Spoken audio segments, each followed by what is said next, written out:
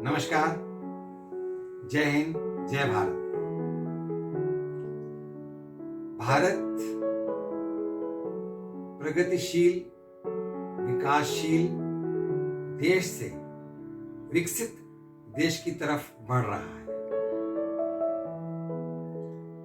और इस तथ्य को, इस बात को मैं ही नहीं बल्कि पूरा विश्व कह रहा है। पूरे विश्व के जो सर्वे करने के ऑफिशियल्स हैं, जो अधिकारी हैं, जो नेतागण हैं, वह अपने मुंह से बोल रहे हैं। जी हाँ, भारत विकसित देश की ओर तो बढ़ ही रहा है, साथ में अपने सुरक्षा क्षेत्र की तरफ भी आगे बढ़ रहा है। मेरा इशारा, मेरा संकेत भारतीय सेना, भारतीय थल सेना, भारतीय वायु सेना और भारतीय जल सेना की ओर है। अब जब भारतीय सेना का नाम आता है तो उसमें हम 15 जनवरी को प्रत्येक वर्ष आर्मी डे, सेना दिवस के रूप में मनाते हैं। उसके बारे में मैं आपको कुछ बातें, कुछ सूचना आपके समक्ष प्रस्तुत करना चाहूंगा। 15 जनवरी सन 1949 एक ऐसा दिन जो कि हमारे स्वतंत्रता दिवस 15 अगस्त सन 1947 से जुड़ा हुआ है, उसके बारे में मैं आपको बताना चाहता हूं। जैसे कि हम सभी को ज्ञात है कि 15 अगस्त सन 1947 के दिन हमारा देश आजाद हुआ। तत्पश्चात उस समय जनरल रॉबर्ट बूचर भारतीय सेना के सेनाध्यक्ष थे, जो कि ब्रिटिश आर्मी से संबंध रखते थे। लेकिन 15 जनवरी सन 1949 के दिन भारत के जनरल के.एम. करियप्पा, जो कि बाद में इनको फील्ड मार्शल की पद से भी सुशोभित किया गया, उन्होंने यह पदभार संभालकर भारत को गौरवान्वित किया। जनरल मानेक शॉ द्वारा चार्ज लेने के बाद भारतीय सेना में सर्वांगीण विकास के लिए बेहतरीन कदम उठाए गए, जिसका परिणाम आज हमारे सामने है। भारतीय सेना इस संसार में, एक विश्व में सबसे बड़ी और एक उत्तम सेना मानी जाती है। भारतीय सेना ने अपने पिछले 74-75 सालों में लड़ाइयां भी देखी, युद्ध भी देखे, भारत के अंदरूनी समस्याओं से भी उनका मुकाबला हुआ। इसके अलावा पाकिस्तान बॉर्डर, चाइना बॉर्डर पर अपने विभिन्न प्रकार के जो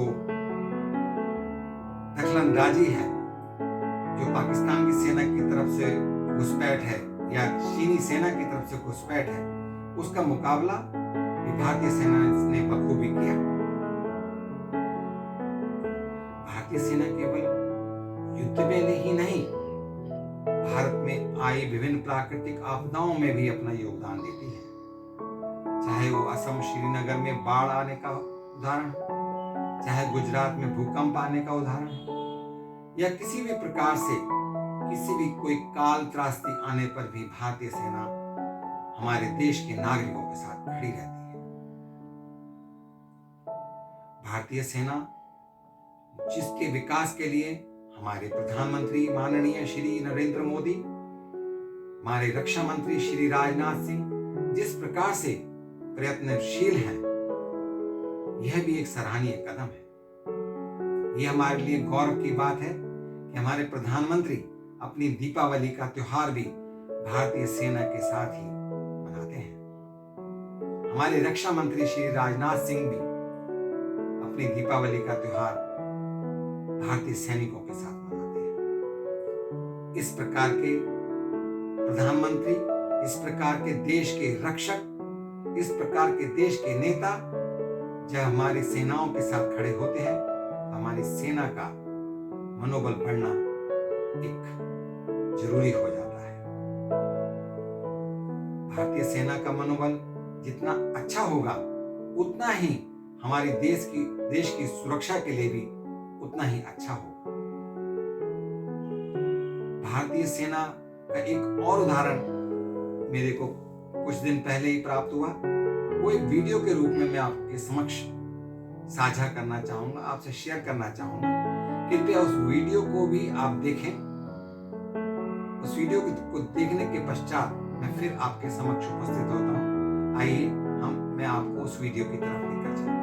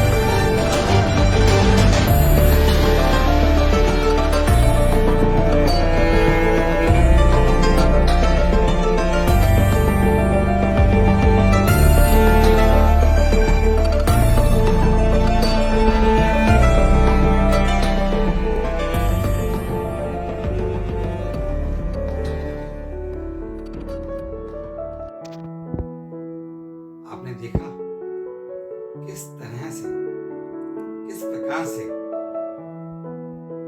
एक गर्भवती महिला अपने सामान के साथ रेलवे स्टेशन के पुल को क्रॉस करने के लिए सीढ़ियां चढ़ रही थी। उधर से कितने ही नागरिक निकले, लेकिन किसी ने भी उस महिला की कोई सहायता करने का प्रयत्न नहीं किया। हालांकि सबने देखा